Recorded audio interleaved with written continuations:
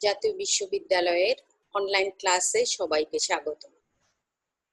করোনাকালীন শিক্ষা কার্যক্রম চলমান রাখার স্বার্থে জাতীয় বিশ্ববিদ্যালয়ের উদ্যোগে অনলাইন ক্লাসে সংযুক্ত হতে পেরে আমি আনন্দিত। সবাইকে স্বাস্থ্যবিধি মেনে চলার আহ্বান জানাচ্ছি। আমার বিষয় উদ্ভিদ বিজ্ঞান, অনার্স চতুর্থ বর্ষ, কোর্স কোড 243007। কোর্সের নাম জীববৈচিত্র্য ও বিবর্তন। আজকের লেকচার 7 নাম্বার। লেকচারের শিরোনাম বাংলাদেশের প্রেক্ষাপটে জীববৈচিত্র্য। আমি রাশিদা বেগম, অধ্যাপক ও বিভাগীয় প্রধান, উদ্ভিদ বিজ্ঞান বিভাগ, সরকারি সিটি কলেজ, চট্টগ্রাম। সবাইকে আবারও স্বাগতম জানিয়ে শুরু করছি আজকের ক্লাস।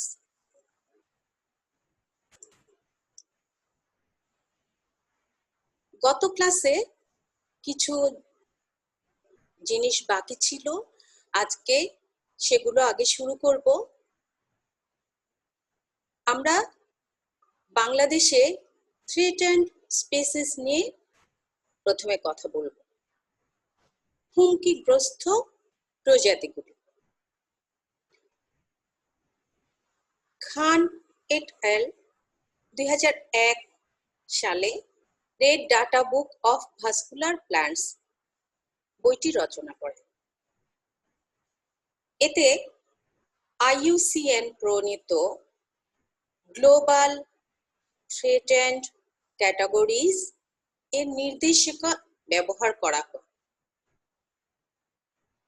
NRL বা জাতীয় লাল তালিকা এর অন্তর্গত প্রজাতিগুলোকে 3টি ভাগে ভাগ করা হয়েছে। একটি হচ্ছে মহাবিপন্ন বা ক্রিটিক্যালি এন্ডেঞ্জার্ড প্রজাতি, যেটাকে CR বলা হয়। দ্বিতীয়ত বিপন্ন বা এন্ডেঞ্জার্ড প্রজাতি, যেটাকে EN দিয়ে প্রকাশ করা হয়। তৃতীয়ত সংকটাপন্ন বা ভালনারেবল VU দিয়ে প্রকাশ করা হয়। আমরা এবার কিছু কিছু প্রজাতি দেখে নেব যেগুলো বাংলাদেশের জন্য ক্রিটিক্যালি এন্ডেঞ্জার্ড পর্যায়ে আছে। এর মধ্যে বেশ কিছু অর্কিড আছে, তাদের কয়েকটি আমি তুলে ধরলাম। ডেনড্রোবিয়াম পোডাগ্রারিরা, এটা ডেনড্রোবিয়াম পালচেলাম এই অর্কিডটা, ডেনড্রোবিয়াম রোমেনাম এই অর্কিড, এগুলো এখন ক্রিটিক্যালি এন্ডেঞ্জার্ড। আরো আছে, এগুলো অর্কিড প্রজাতি, ইরাইথ্রোডেস স্পেসিস, জিওডোরাম সাইট্রিনাম, ইউলোফিয়া হারবেসিয়া এই প্রজাতি। লুইজিয়া মাইক্রান্থা এটি, প্যাফিওপেডিলাম ভেনাস্টাম এই প্রজাতিটি। মহাবিপন্ন প্রাণী, উভচরের মধ্যে চামড়া ঝোলা ব্যাঙ, ফুলার সিসিলিয়ান্স, বাদিহাঁস কালো তিতির, সরীসৃপ, লোনা পানির কুমির, ঘড়িয়াল। স্তন্যপায়ীর মধ্যে রেসাস বানর, লম্বা লেজি বানর। এখানে এটা ঘড়িয়াল দেখতে পাচ্ছ, এটা লম্বা লেজি বানর তোমরা দেখতে পাচ্ছ।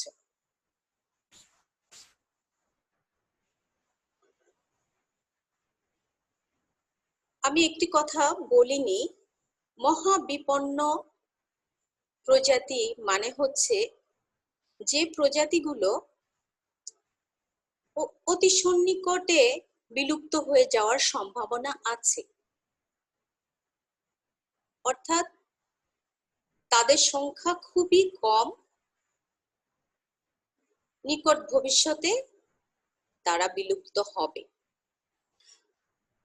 দ্বিতীয় যেটি আছে বিপন্ন প্রজাতি, সেটিও ভবিষ্যতে বিলুপ্ত হবার প্রচুর সম্ভাবনা আছে, কিন্তু মহাবিপন্ন নয়। এমন কয়েকটি উদ্ভিদের নাম বলছি। করবি, হলারহেনা অ্যান্টিডিসেন্টারিকা অ্যাপোসাইনেসি গোত্র, লাল বেরেলা সিডা রম্বিফলিয়া মালভেসি গোত্রের, পিত্তরাজ অ্যাফানামিক্সিস পলিস্টেসিয়া মেলিয়েসি, নিশিন্দা ভাইটেক্স নিগান্ডো ভার্বিনেসি, বাবুই তুলসী ওসিমাম বেসিলিকাম লেমিয়েসি, কুসুম কাঁটা সিসালপিনিয়া ক্রিস্টা ফেবেসি, ঝুমকোলতা প্যাসিফ্লোরা ফোয়েটিডা প্যাসিফ্লোরেসি, পদ্ম বানানটি একটু ভুল আছে, নীলাম্বো নুসিফেরা নীলাম্বোনেসি, শাপলা নিমফিয়া নচালি নিমফিয়েসি।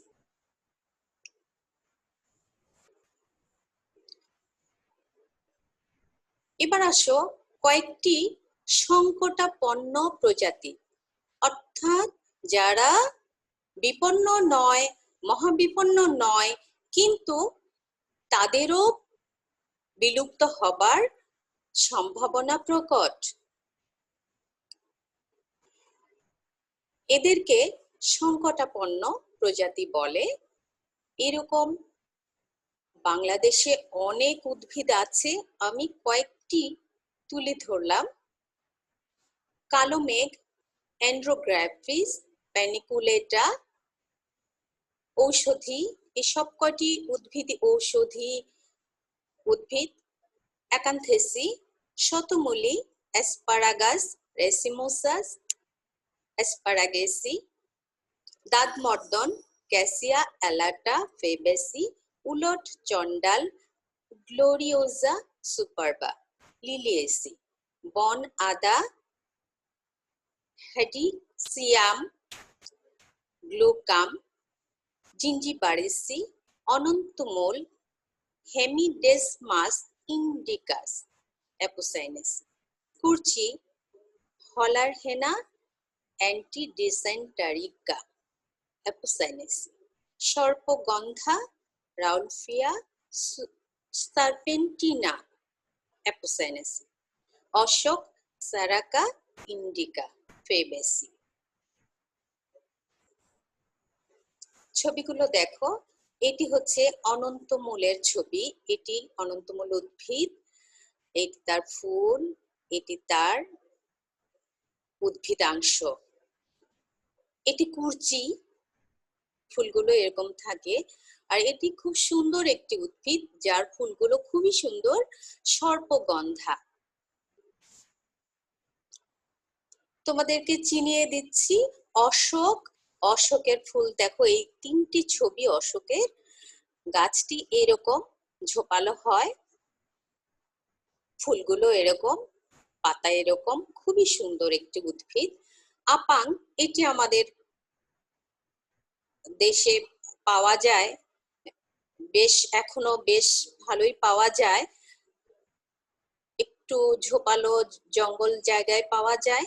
দেখো, এই দুটোই আপাঙের ছবি। তোমরা যাতে চিনতে পারো উদ্ভিদগুলোকে, সেই জন্য আমি ছবিগুলো ব্যবহার করেছি। কয়েকটি বিলুপ্ত প্রায় উদ্ভিদ, এন্ডেঞ্জার্ড স্পিসিস। ফার্নের মধ্যে আছে পরাশ্রয়ী, অর্থাৎ অন্য উদ্ভিদের উপরে যেগুলো জন্মায়, সেরকম সাইলোটাম ট্রাইকিট্রাম, এটি বরিশাল খুলনা এলাকায় জন্মে। স্থলজ ফার্ন, টেরিডোফাইট, টেকটারিয়া চট্টগ্রামিকা, চট্টগ্রামে জন্মায় এখনো। নাটা সাইকাস, সাইকাস পিকটিনাটা, এটি নগ্নবীজী উদ্ভিদ, চট্টগ্রাম, ময়মনসিংহ, গারো পাহাড়ে জন্মে। বাঁশপাতা, এটি নগ্নবীজী উদ্ভিদ, পোডোকার্পাস নেরিফলিয়াস, এটি চট্টগ্রামে জন্মায়। গুল্ম, এটি নগ্নবীজী, নিটাম ল্যাটিফলিয়া, চট্টগ্রাম, কক্সবাজার, সিলেট অর্থাৎ পাহাড়ি অঞ্চলে দেখা যায়। তালিপাম আমরা সবাই জানি ঢাকায় একটি গাছ ছিল। করাইফা ডেলিয়েরা, আবৃত বীজী উদ্ভিদ। খুদে বড়লা, যেটিকে ডুলা হাজরা কক্সবাজারে দেখা যায়। নেমা বেঙ্গালেন্সিস, এগুলি বিলুপ্ত প্রায়, খুবই কম দেখা যায় এগুলোকে এখন। সাইলোটাম, যে উদ্ভিদগুলোর নাম বলেছি সেগুলোর একটু চেহারা দেখিয়ে দিচ্ছি। সাইলোটাম এটি ফার্ন, এটি বাঁশপাতা, এটি নিটাম, এটি খুদে বড়লা। এবারে আমরা অন্য একটি টাইটেলে আসব, উদ্ভিদ প্রবর্তন, প্ল্যান্ট ইন্ট্রোডাকশন। প্রবর্তন মানে নতুন কোনো কিছু প্রতিষ্ঠা হওয়া, বা অন্য কোনো অঞ্চল বা এলাকা থেকে কোনো কিছু এসে নতুন এলাকাতে প্রবর্তিত হওয়া। উদ্ভিদের ক্ষেত্রে আমরা বলতে পারি কোনো এলাকা থেকে কোনো উদ্ভিদ বা কোনো ফসলের জাত নতুন এলাকাতে ভিন্ন পরিবেশে আনয়নকে উদ্ভিদ প্রবর্তন বলে। অথবা বলতে পারি নতুন পরিবেশে প্রবর্তিত উদ্ভিদ খাপ খাইয়ে নিতে সক্ষম হয়। অভিযোজিত হওয়ার এই প্রক্রিয়াকে অভ্যস্তকরণ বলে। অর্থাৎ উদ্ভিদটি নতুন পরিবেশে খাপ খাইয়ে নিতে সক্ষম। এবার আসো উদ্ভিদ প্রবর্তন এটির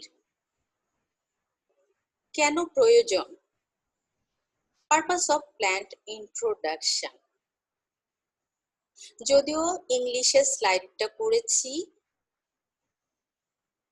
তবে আমি তোমাদের সাথে বাংলায় এগুলোকে বুঝিয়ে দিচ্ছি।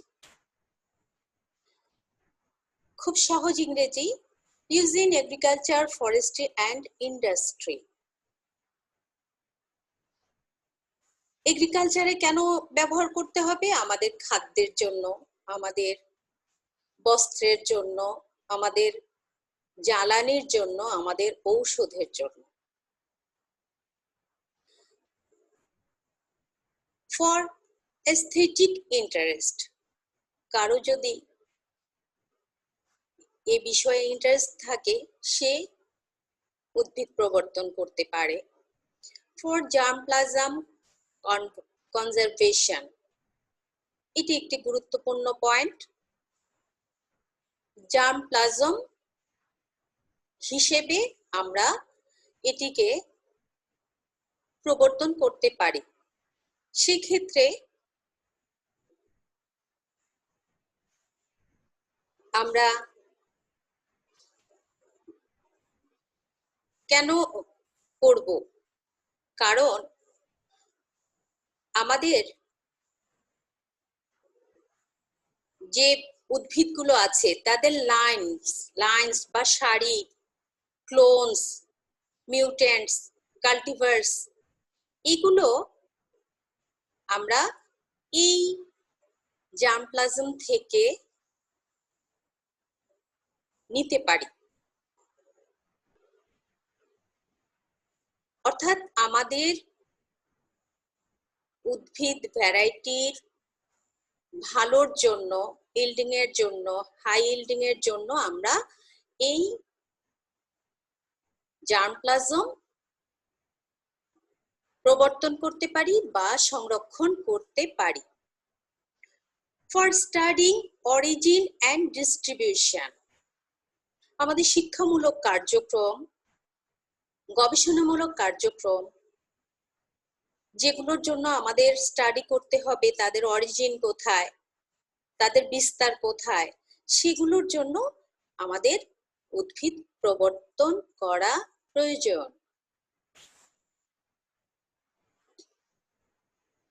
প্রসিডিউর অফ প্ল্যান্ট ইন্ট্রোডাকশন, আমরা নতুন ভ্যারাইটি বা নতুন উদ্ভিদ ইন্ট্রোডিউস করব, সেই ক্ষেত্রে কি কি স্টেপ আমাদেরকে নিতে হবে? প্রথমে plant procurement or procurement of germplasm, দ্বিতীয়ত packaging and dispatch, entry 3 number হচ্ছে entry and plant quarantine, 4 number cataloguing, 5 number evaluation, 6 number multiplication and distribution. এই 6টি পয়েন্ট আছে, এই 6টি স্টেপ আছে। আমি আরেকটু বিস্তারিত বলছি।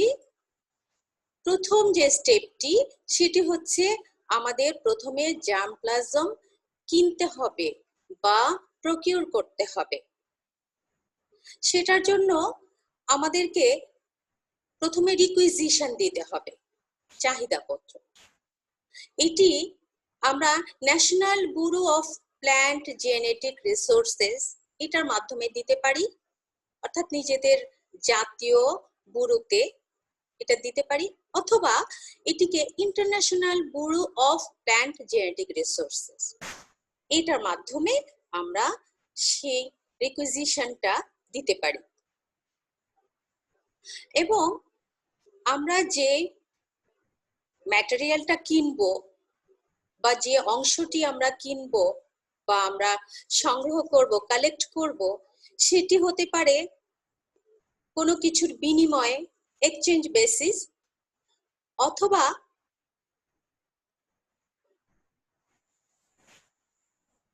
ডিরেক্টলি অর থ্রু ফাও, FAO এর মাধ্যমে হতে পারে। ম্যাটেরিয়ালগুলো কিনতে পারি টাকা দিয়ে, অথবা ফ্রি গিফট, কেউ কোনো গবেষণাগারকে গিফট করতে পারে কিংবা কোনো ব্যক্তি পর্যায়ে গিফট করতে পারে। প্যাকেজিং অ্যান্ড ডিসপ্যাচ, আমরা যে অংশটি, উদ্ভিদের যে অংশটি প্রবর্তন করব সেটিকে প্রোপাগিউল বলে। এই প্রোপাগিউলটি বীজ হতে পারে, টিউবার হতে পারে, রানার হতে পারে, সাকার হতে পারে, স্টোলন হতে পারে, বাল্ব হতে পারে, রুট কাটিং হতে পারে, বাডস অর সিডলিং, চারা হতে পারে, মুকুল হতে পারে ইত্যাদি। এই অংশগুলো আমরা আনতে পারি।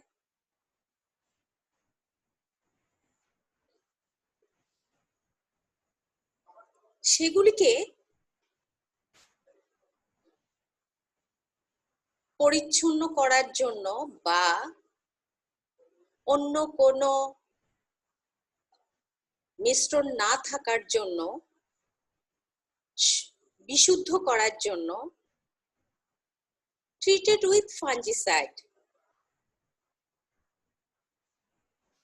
ছত্রাক বারক দিয়ে বা ছত্রাকনাশক দিয়ে আমরা সেগুলোকে পরিচ্ছন্ন করতে পারি। Packed carefully and dispatched. এবার আমরা পাঠিয়ে দিব। Entry and plant quarantine.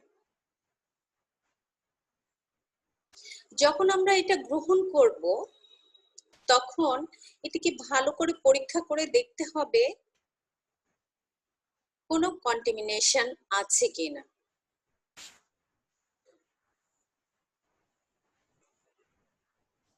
এগুলোর কোনো রোগ আছে কিনা ইত্যাদি দেখতে হবে। এবং আবারও সেই একই কথা, সেগুলোকে ইনসেক্টিসাইড, ফাঞ্জিসাইড অর নেমাটিসাইড দিয়ে আবারও পরিষ্কার করতে হবে এবং তারপরে ব্যবহারকারীর কাছে এটি দেওয়া যেতে পারে। ক্যাটালগিং। কোয়ারেন্টাইন হয়ে গেলে এটিকে প্রয়োজনীয় নাম্বার বসিয়ে এটির স্পিসিস, ভ্যারাইটি যেটি হোক সেইভাবে ক্যাটালগিং করে এটা ছাড়তে হবে। ইভালুয়েশন, এটিকে মূল্যায়ন করতে হবে, এর পারফরম্যান্স কেমন সেটি আমরা বিভিন্ন জায়গায় ট্রায়াল দিতে পারি। এটি রেজিস্ট্যান্স কিনা, কোনো রোগ প্রতিরোধ ক্ষমতা আছে কিনা, পতঙ্গ প্রতিরোধ ক্ষমতা আছে কিনা ইত্যাদি দেখতে হবে। মাল্টিপ্লিকেশন অ্যান্ড ডিস্ট্রিবিউশন, তারপরে এটিকে বিভিন্ন এরিয়াতে মাল্টিপ্লাই করতে হবে বা বেশি করে উৎপাদন করে এবার সেটিকে ইউজারদের কাছে পৌঁছে দিতে হবে। Merits and demerits of plant introduction. সুবিধা অসুবিধাগুলো। উদ্ভিদ প্রবর্তনের সুবিধাগুলো কি কি? এক নম্বর হচ্ছে নতুন কোনো শস্য আসতে পারে বা নতুন প্রজাতি আমাদের নতুন জায়গায় আসতে পারে।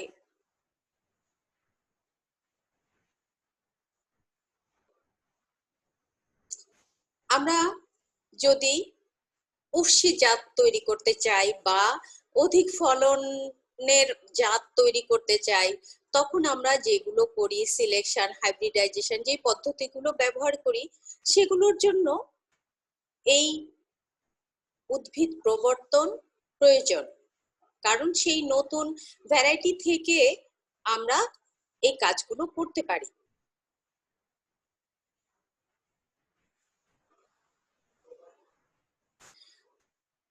Germplasm collection, maintenance and protection of genetic variability, এই কাজগুলো আমরা জার্মপ্লাজম হিসাবে এগুলোকে সংরক্ষণ এবং প্রোটেক্ট করতে পারি। সবচেয়ে বড় কথা আমাদের ক্রপ ইমপ্রুভমেন্ট, আমাদের শস্যের উন্নতি হবে, আমাদের যে আঞ্চলিক যে প্রজাতিগুলো আছে তাদের উন্নয়নের জন্য উদ্ভিদ প্রবর্তন প্রয়োজন। Protect them from some diseases, কিছু ভ্যারাইটি আছে যেগুলো কিছু রোগ প্রতিরোধী, সেক্ষেত্রে রোগ প্রতিরোধ করতে সক্ষম হবে। ডিমেরিটস, কিছু খারাপ দিকও আছে এর, যেমন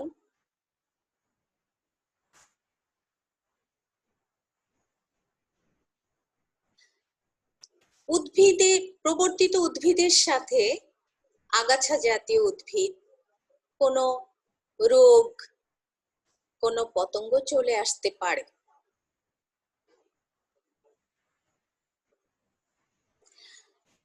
যেমন আমাদের দেশে কিছু উইডস আছে, যেমন ইকর্নিয়া, ল্যান্টানা, এগুলো অন্য দেশ থেকে এসেছিল।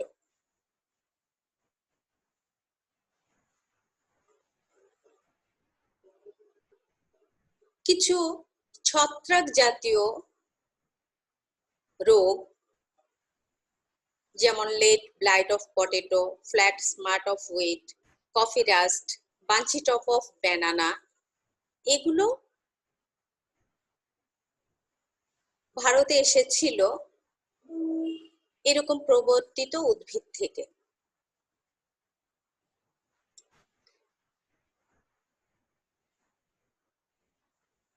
Many insect pests like potato tuber moth, woolly aphids of apple, fluted scale of citrus were introduced along with the plant introduction. এই ইনসেক্ট গুলো বা পতঙ্গগুলো এসেছিল উদ্ভিদ প্রবর্তনের সময়। বাংলাদেশে প্রবর্তিত উদ্ভিদ অনেক অনেক, এত নাম বলে শেষ করতে পারবো না, তাই কয়েকটি বিশেষ নাম দিয়েছি। সেগুন, টেকটোনা গ্র্যান্ডিস, মালয় থেকে এসেছে, বর্তমানে চট্টগ্রামে নিবাস তার। ইউক্যালিপটাস স্পিসিস অস্ট্রেলিয়া থেকে এসেছে, বাংলাদেশে সর্বত্র আছে। আকাশমণি, অ্যাকাশিয়া মনিলিফর্মিস অস্ট্রেলিয়া থেকে এসেছে, সর্বত্র আছে। রেইন ট্রি, আলবিজিয়া সামান মেক্সিকো, ব্রাজিল থেকে এসেছে, সর্বত্রই আছে। মেহগনি, সুইটেনিয়া মেহগনি মধ্য আমেরিকা থেকে এসেছে, বাংলাদেশের পথপাশে দেখা যায়। বাংলাদেশে প্রবর্তিত উদ্ভিদ সমূহ, আমি অল্প কয়েকটি উদ্ভিদের নাম লিখেছি।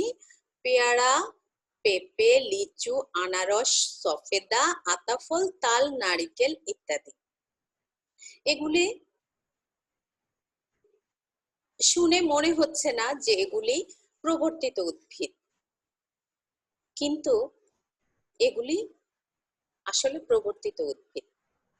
ফুলের মধ্যে চন্দ্রমল্লিকা, dahlia, cherry, cosmos, zinnia, aster, বাগানবিলাস, সূর্যমুখী, গোলাপ, হাসনা হেনা, রজনীগন্ধা, শেফালি, লিলি, গাঁদা ইত্যাদি। ফসলের মধ্যে গম, আখ, ভুট্টা, গোলালু, মিষ্টি আলু, বাদাম, মরিচ, পেঁয়াজ, বানানটি ভুল আছে, ঢেঁড়স ইত্যাদি। ছবিগুলো দেখে নিশ্চয়ই বুঝতে পারছো কোনটি কিসের ছবি, কি ফুলের ছবি। এগুলো সবই প্রবর্তিত উদ্ভিদ, অর্থাৎ অন্য যে কোনো দেশ থেকে এসেছে। প্ল্যান্ট রিসোর্সেস অফ বাংলাদেশ, বাংলাদেশের উদ্ভিদ সম্পদ কি, এটি বলে শেষ করতে পারবো না এইটুকু ক্লাসে। বাংলাদেশ আমরা আগে দেখেছি ক্রান্তীয় অঞ্চলে অবস্থিত।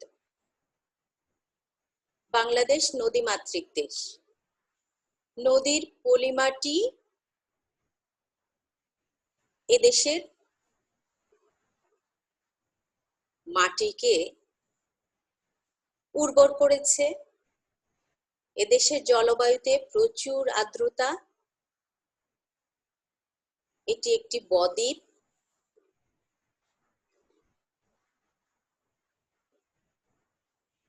আবহাওয়া নাতিশীতোষ্ণ, কাজেই জীববৈচিত্র্যে ভরপুর। একসময় এদেশে প্রচুর বন ছিল, প্রায় 16 ভাগ বন ছিল, এখন 10 ভাগও নেই।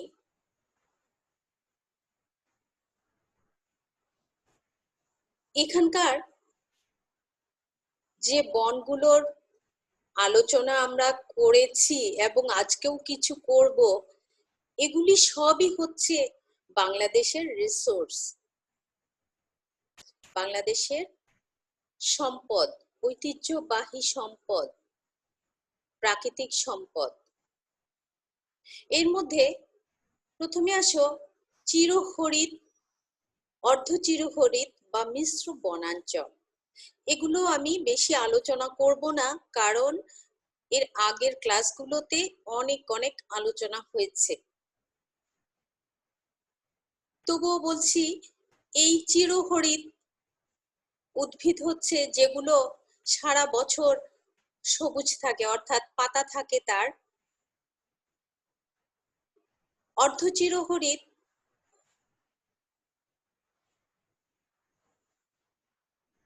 বনাঞ্চল মানে হচ্ছে যেখানে চিরহরিৎ এভারগ্রিনও থাকবে, পত্রছড়াও থাকবে, সেরকম বনাঞ্চলকে মিশ্র বনাঞ্চল বলে।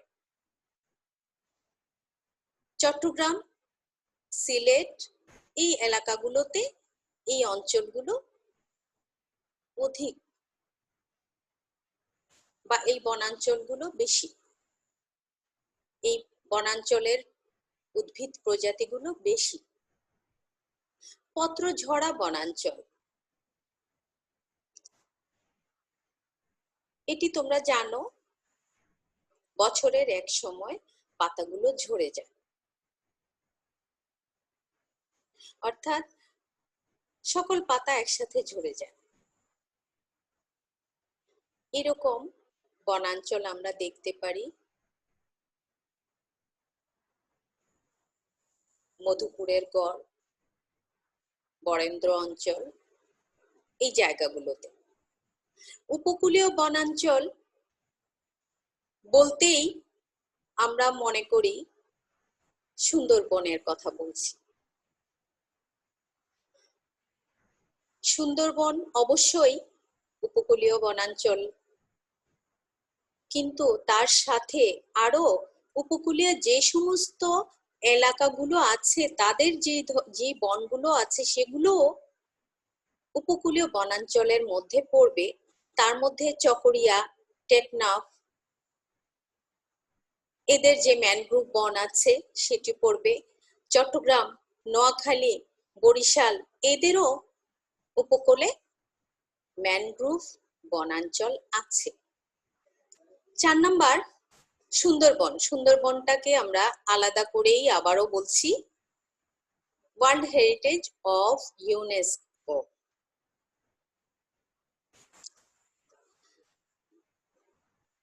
এখন আসো উপকূলীয় বনাঞ্চল ও সবুজ বেষ্টনী। উপকূলীয় বনাঞ্চলগুলি কি কাজে লাগে? এই বনাঞ্চলগুলো আসলে উপকূলবাসীকে প্রাকৃতিক দুর্যোগ থেকে বাঁচিয়ে দেয়, রক্ষা করে, অনেকটা রক্ষা করে, হয়তো পুরোপুরি করতে পারে না, তবে অনেকাংশে রক্ষা করে। ঘূর্ণিঝড়, জলোচ্ছ্বাস এগুলোর প্রকোপ এই বন থাকাতে বনের গাছের উপর দিয়ে ঝড়গুলো যায় এবং লোকালয়ে এটির মাত্রা অনেক কমে যায়। তাছাড়া জলোচ্ছ্বাসের সময় মানুষ ভেসে যায় পানিতে, বন বা গাছ থাকলে সেটিকে মানুষ আঁকড়ে ধরে। উপকূলীয় মানুষের তথা সমগ্র বাংলাদেশের খাদ্য, বাসস্থান, জ্বালানি, পশুখাদ্য এগুলো এখান থেকে পাওয়া যায়। আমরা জানি উদ্ভিদ ভূমি ক্ষয় রোধ করে, উদ্ভিদের শেকড় মাটিকে আঁকড়ে ধরে রাখে। উদ্ভিদ কোনো এলাকার তাপমাত্রা এবং জলীয় বাষ্পের পরিমাণ নিয়ন্ত্রণ করে। জীববৈচিত্র্য রক্ষা করে, কারণ এই উদ্ভিদের উপর নির্ভর করে সেখানে একটি ইকোসিস্টেম গড়ে ওঠে। সেখানে ইকোসিস্টেমের বিভিন্ন ধাপের বৈচিত্র্যময় বিভিন্ন রকমের জীব সেখানে প্রতিষ্ঠা পায় এবং সেখানকার জলবায়ুর উপর প্রভাব ফেলে। উপকূলীয় বনে যে সমস্ত উদ্ভিদগুলো সাধারণত হয়ে থাকে, কয়েকটি উদ্ভিদের নাম বলছি, আগেও বলেছি, গাব, পশুর, নারিকেল, সুপারি, বাইন, সুন্দরী, কেওয়া, কেওড়া, কেয়া, গোলপাতা, হাড়গোজা ইত্যাদি।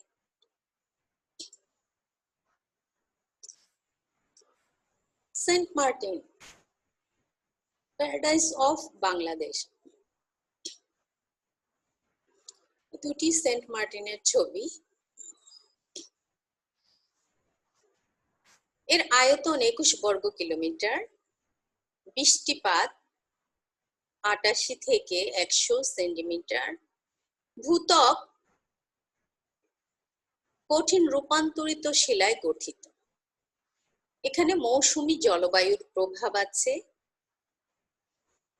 এখানে 16টি প্রজাতির ব্রায়োফাইটা পাওয়া যায়, 10 প্রজাতির টেরিডোফাইটা, 450 প্রজাতির আবৃতবীজী উদ্ভিদ এবং প্রচুর শৈবাল পাওয়া যায়। দ্বীপে 25% নারিকেল গাছ আছে, প্যারাবন আছে। দ্বীপে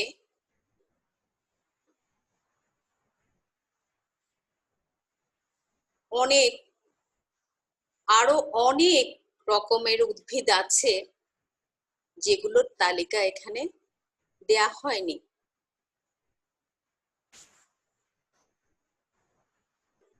আমরা সেন্ট মার্টিন নিয়ে ভবিষ্যতে একটু বিশদ বড় করে পড়ব, সেই জন্য আজ এখানেই শেষ করছি। তোমাদের সবাইকে অনেক অনেক শুভেচ্ছা জানিয়ে শেষ করছি। আল্লাহ হাফেজ।